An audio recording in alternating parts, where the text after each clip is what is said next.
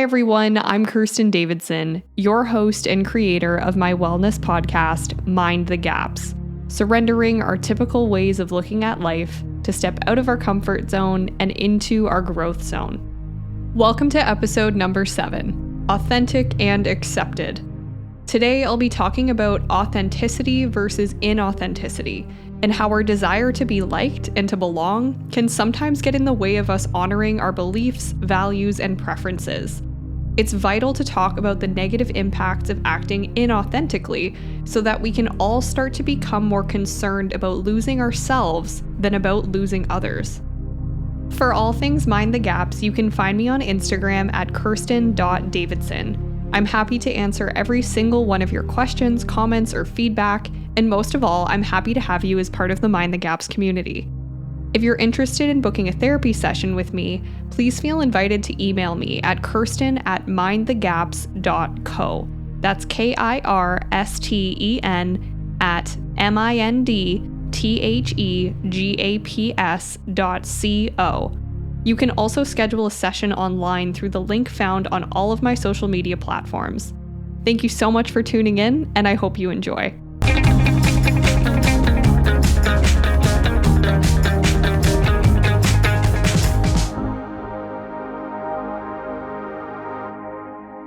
Before we can really dive into what it means to be authentic, let's take a hard look at its opposite, inauthenticity, and its driving force that is people-pleasing.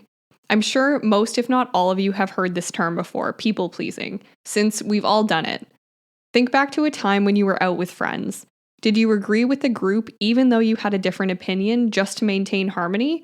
Or have you ever shared, liked, or commented on a post that you didn't fully agree with just to align with what your online community was doing? I like to define people-pleasing in my work as sacrificing our values, beliefs, preferences, and sometimes even our needs in an attempt to be liked by others. Now, why would we do such a thing? Who cares if we're liked? Who cares what other people think? Let's find out. Between 6 to 7 million years ago, our closest hominin ancestors were reared in tribes, in community. Looking at this through an evolutionary psychology lens, our species is born to connect because without connection, we die.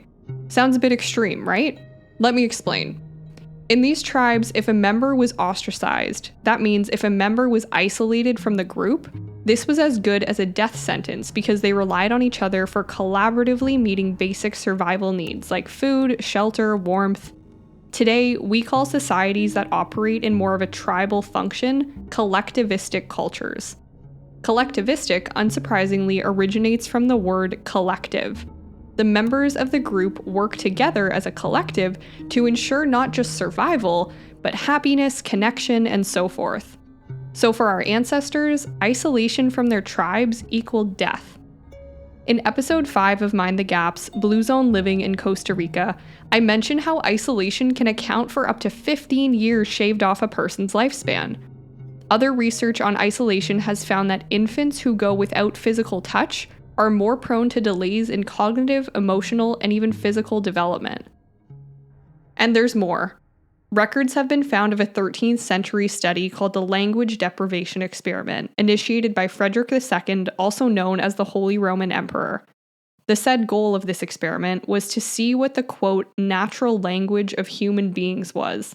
That is, what language a human being would come to speak without any influence of hearing other people speak around them.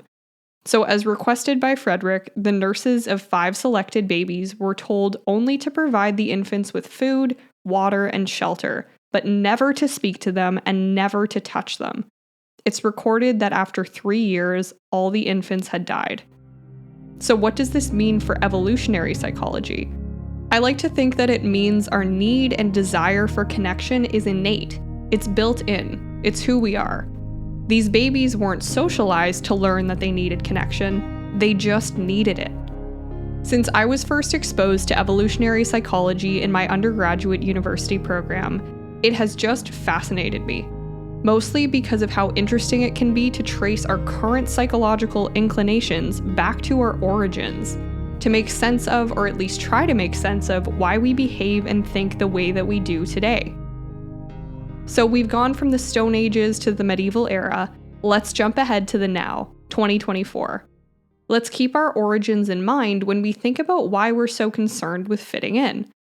As I said before, the trouble becomes when we start to sacrifice our own values, beliefs, and preferences to try and feel a sense of community. And I think the real trouble is when we don't even think about our own values, beliefs, or preferences because they're so ingrained. They're so automatic that we forget we can change them at any time. We conform consciously or subconsciously because we don't want to be alone, because we don't necessarily want to die. But having connections with others just for sake of having them can ironically also be deadly. Let's look at this for a minute in broad terms. So we're conforming with groups in order to avoid death, yet we could be killing ourselves by compromising our values to fit in. The first example that comes to mind is alcohol consumption. In episode 4 of Mind the Gaps, The Power of Action, Dr. Taylor Smink talks about her journey away from binge drinking. I also used to binge drink. Why? Because it was quote unquote the thing to do. For a lot of people, it still is the thing to do, no matter what age. There's this societal bonding over living for the weekend to unwind and, well, get hammered. We know that alcohol is a carcinogen. There's no disputing its adverse physical and psychological impacts, yet we bond over our overconsumption of it. I believe that Hungarian and Canadian author and physician Gabor Mate says it best in his book on addiction called In the Realm of Hungry Ghosts. He says, "People jeopardize their lives for sake of making the moment livable." I'll say that again. People jeopardize their lives for sake of making the moment livable. In the context of social belonging, making the moment livable means feeling connected. And feeling connected means doing the same things as those around us. So whether it's drinking or jumping off a bridge, the question stands, just because your friends did it, would you do it too? Nearly all of us have. Back to our definition of people-pleasing. Sacrificing our values, beliefs, preferences, and sometimes our needs in an attempt to be liked by others. With our evolutionary psychology glasses on, what we're weighing up here is the potential risk of diverting from the crowd, death, against the potential risk of people-pleasing, also death. It feels like a lose-lose, right? But back to Gabor's statement about making the moment livable, for many of us, our default is to choose to belong in the immediate now and deal with the consequences later. Sometimes we're not even consciously thinking of the consequences. We're just going with the flow, going with the crowd, mindlessly. In episode 1 of Mind the Gaps, I explained the analogy behind the podcast name itself, and I'd like to revisit that now. Imagine a subway station. Let's think of the train station platform as our comfort zone, the place where we engage in our typical behaviors, thoughts, and feelings. The train is our growth zone, the place where we go to discover new behaviors, thoughts, and feelings. And the gap is the empty space between the platform and the train, the place of mystery and often scarcity that keeps us from stepping into the growth train. People-pleasing, the fear of missing out, stemming from fear of isolation and ultimately fear of dying, is a major gatekeeper to our growth train. It holds us in our comfort zone. When we people-please, one of two things are happening. One, we're either aware that there is something else we'd rather be doing or not doing instead of the thing that we're doing to fit in. This is what I call conscious people-pleasing, because we're fully aware of what we're doing. We're aware we're not being true to ourselves, but we find it really challenging to stop. Or two, we've become so used to following crowds that we're completely disconnected from our preferences altogether. So we might not even know there are other actions, thoughts, or feelings we could be experiencing. I call this subconscious people-pleasing, since we're appeasing others, appeasing social norms, without even recognizing it. As I speak about this, I'm reminded of a book called Untamed by American author Glennon Doyle. At the start of her book, Glennon sets the scene of being at a zoo with her daughters while watching an exhibit called the Cheetah Run. This particular cheetah's name was said to be Tabitha, and she'd been tamed to live in a fenced enclosure. For her performance, she was trained to chase a stuffed animal across a finish line for entertainment, just to be rewarded by a store-bought steak and an applause. Glennon shares how one little girl watching the event asked the zookeeper if Tabitha misses the wild. And the zookeeper smiled and replied, "No, Tabitha was born here. She doesn't know any different." In that moment, one of her daughters nudged her to look at Tabitha, who was pacing along the fence line, back and forth again and again, stopping in between to look out and stare fervently beyond her enclosure. Her oldest daughter turned to her and said, "Mommy, she's turned wild again." Glennon imagined asking Tabitha, "What's going on inside of you right now?" And the cheetah replying, "Something's off about my life. I feel restless and frustrated. I have this hunch that everything was supposed to be more beautiful than this. I imagine fenceless, wide open savannas. I want to run and hunt and kill. I want to sleep under an ink black sky filled with stars. It's all so real I can taste it." But after looking back at her enclosure with her steaks and stuffed animals, she'd say, "I should be grateful. I have a good enough life here. It's crazy to long for what doesn't even exist." Glennon imagines replying, "Tabitha, you're not crazy. You're a goddamn cheetah." In this story, Tabitha the cheetah is stuck in a comfort zone. Quite literally, she is trapped and caged in one. She has a sense of what might be waiting for her in her growth zone, but she doesn't even have the luxury of getting out. Here's the difference between us and Tabitha. We do have the luxury to get ourselves out. We aren't caged animals, and anything that feels like a cage around us is usually of our own making. There's a whole savanna out there waiting for us in our growth zones. In terms of moving from inauthenticity to authenticity, there are 2 keys for unlocking our comfort zone cages, and they are 1, self-awareness, and 2, courage. Self-awareness looks like recognizing that we're stuck in someone else's version of reality of what they think is best, or of what we think that they think is best. For example, say your partner wants to renovate your house despite being in debt, and you agree to renovate because you're worried if you say no, they'll be upset. Like I mentioned before, sometimes we're conditioned to automatically say yes to what our tribe wants without considering our own preferences. But other times, we might say yes despite being aware of our alternate preferences. When we agree to do things that don't align with our values, we experience what's called cognitive dissonance.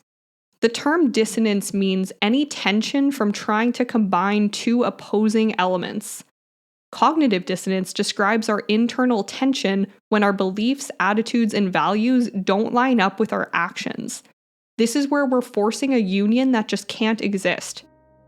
I invite you to take a moment and think of a time when you've said yes to something you didn't want to do or something you don't believe in, and then felt regret, irritation, maybe a twisting feeling in your stomach, fear, nervousness, or even numbness. Hold on to that memory for a moment and tune into these uncomfortable emotions.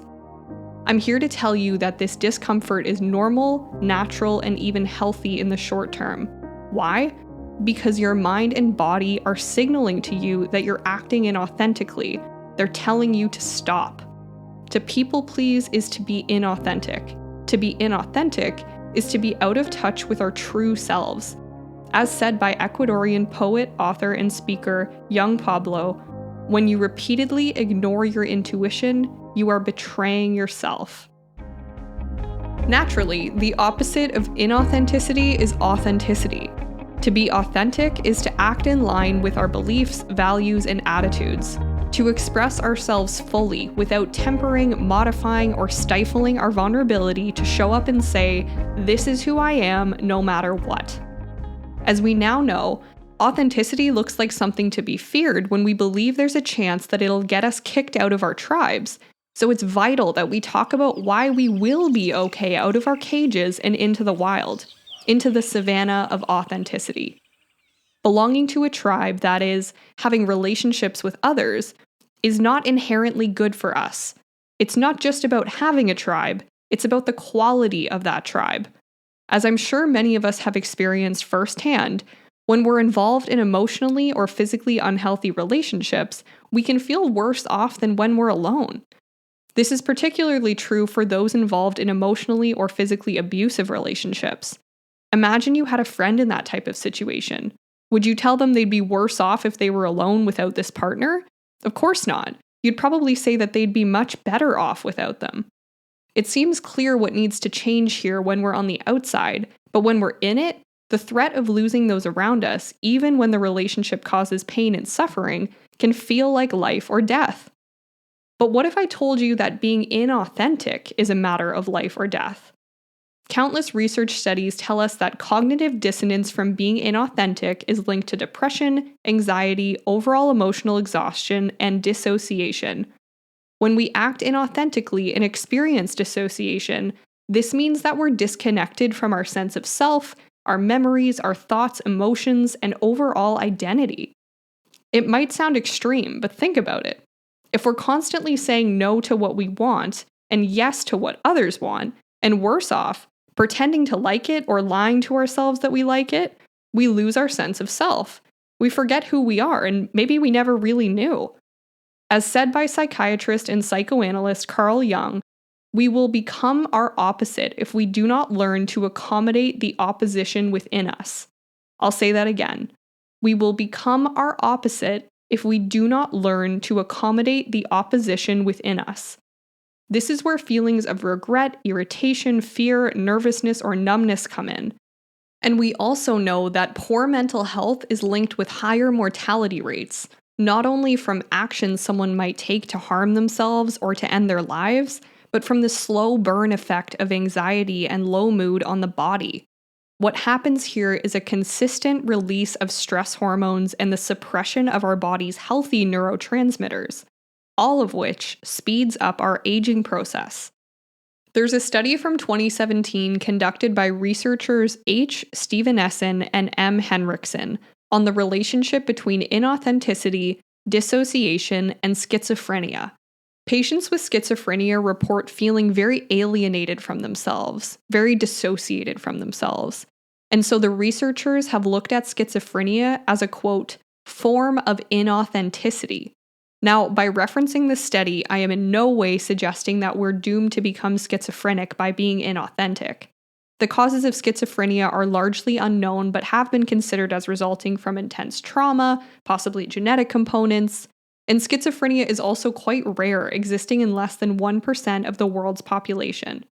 What I am saying is that thinking of schizophrenia as the complete opposite end of the spectrum of authenticity is a pretty powerful way to illustrate just how detrimental inauthenticity can be to the quality of our lives. We can start to lose touch with ourselves and with reality. All of what we've discussed so far tells us that being inauthentic, no matter what we're doing, is inherently bad for us. And what's more, when we betray ourselves to engage in objectively harmful behavior such as substance abuse, we're doubling down on harming our minds and our bodies because now we're being inauthentic and using a carcinogenic. Now, inauthenticity doesn't have to look like risky behavior. Like I mentioned earlier, it can also be passive, like hiding your emotions, lying about your personal preferences, dressing a certain way to avoid standing out, the list goes on. But even when inauthentic behavior isn't directly hurting us, for instance, dressing in pink instead of black won't inherently make you age faster, pretending to enjoy it can. For example, anyone who knows me knows that I really don't like country music. Hate is a strong word, but I'll admit that I've used it here. I love many types of music, and I've tried to be open to it, but it just doesn't speak to me the way that other genres do. A couple of summers ago, some of my friends wanted to go see a popular country artist in concert to celebrate one of their birthdays.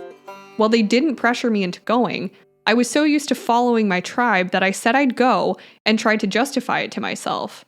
What happened within hours of me doing this? Good old cognitive dissonance. I felt completely inauthentic in having said yes, and the thought of me spending a couple $100s on a ticket and standing there at the show surrounded by cowboy boots made me feel cowardly. Completely inauthentic. I was even embarrassed to tell my family I was thinking of going because they'd know that I wasn't being me. While I could have declined from the get-go, I didn't, so I had to do some damage control. I spoke to the birthday girl, explained to her how I felt about all of this and why I wouldn't be coming, and she was completely understanding. Now, I want to be clear, it's so important for us to try new things, to get out of our comfort zones. But some of the new things we try, we just won't like, and that's okay. We come to learn what we prefer and can then confidently decline what we don't. There are, of course, exceptions to the rule. We still need to make compromises in healthy relationships, but compromising is very different from people-pleasing. In relationships, compromising means for all parties to be aware that there are differences in preferences and opinions, and to then come to an agreement that benefits them both in some way. I think it's vital to highlight the awareness of differences here, because there tends to be a dark secrecy around people-pleasing when we hide our preferences. With compromise, we give room to state our preferences openly and make it known when we're making an exception for them. And there will even be sacrifices in relationships where mutual benefit or pleasure just isn't possible. To me, the most important difference between compromising and people-pleasing is that people-pleasing comes from a place of fear, whereas compromising comes from a place of love. What I mean by this is if you chose to see the Barbie movie with your girlfriend, even though you wanted to watch Oppenheimer, I hope it came from a place of love for her, not from a place of fear that if you didn't watch the Barbie movie, she'd leave you. The former is compromise, and the latter is people-pleasing. In a perfect world, you watch both movies, as many couples did. That's compromise, and you might discover that the Barbie movie is surprisingly deep.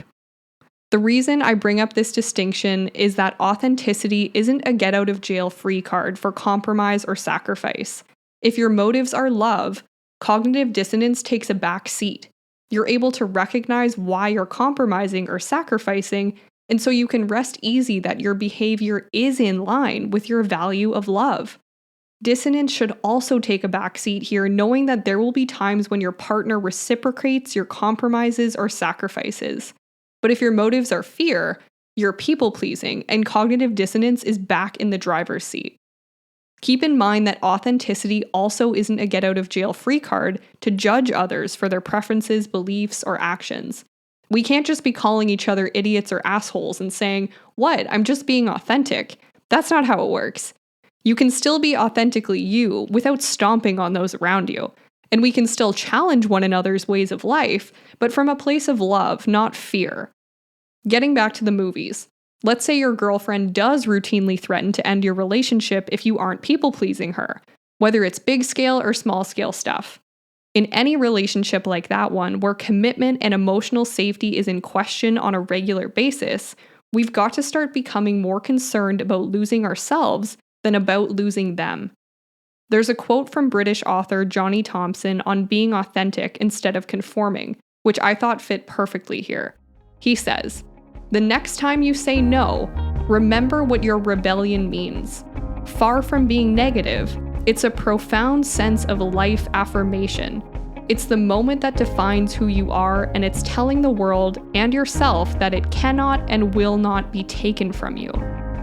A profound point of life affirmation. I love that he says that. By saying no to things that don't feel like us, that go against who we are literally saying yes to being alive. And this brings us to key number 2 for unlocking our cage in the comfort zone: courage. It's an incredible leap to open the door of our metaphorical cages and step into authenticity, especially if we've been in there for ages.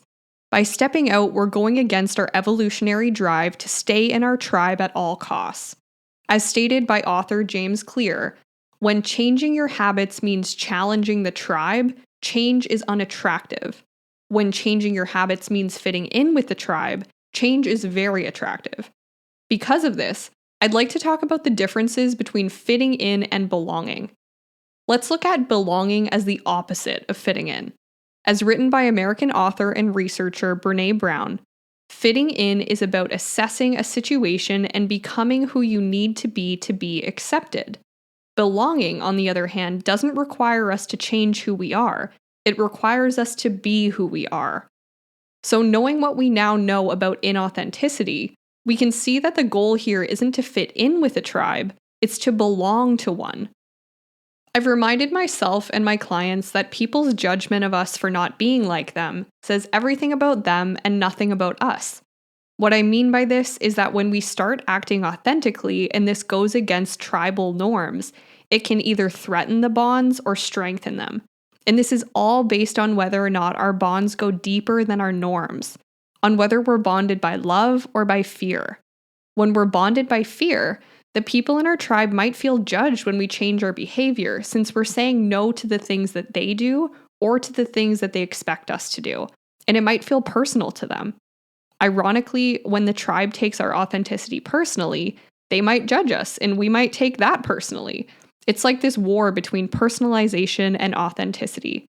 Now, when we're bonded by love, the people in our tribe will respect and embrace change, since it's not a threat to their identity, and they can welcome these differences or maybe even be encouraged to be more authentic themselves if they haven't been.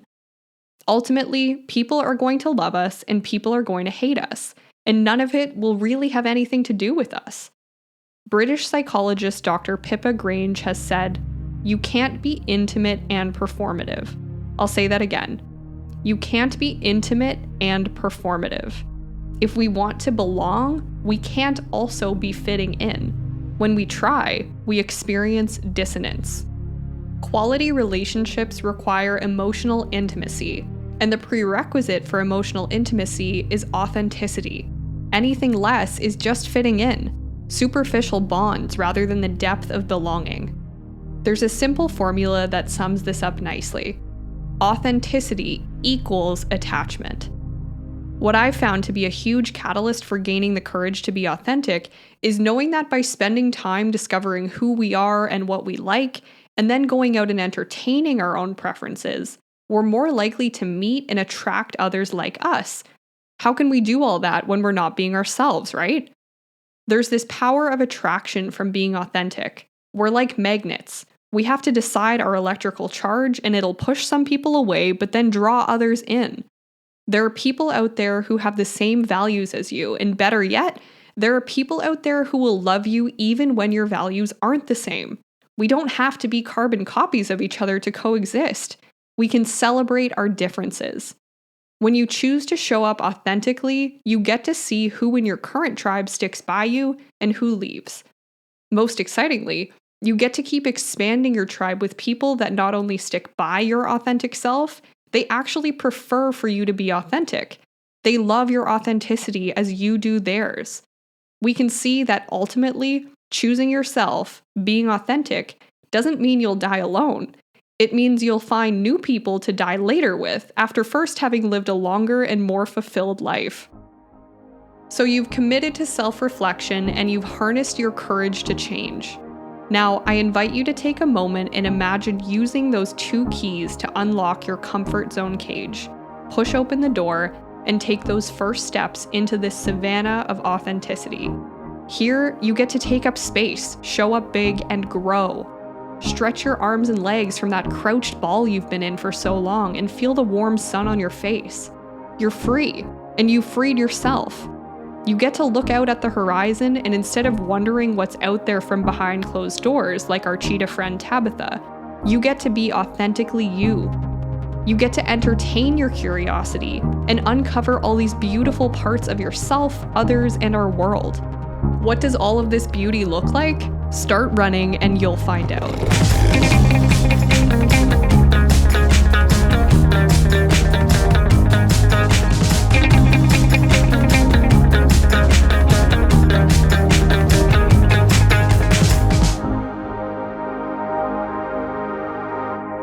Thank you so much for listening.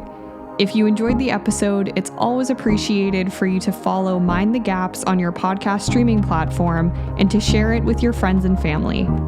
To stay up to date on the show, you can find me on Instagram at kirsten.davidson. Thanks for minding the gaps with me today. I'll see you next time on the journey out of our comfort zone and into our growth zone.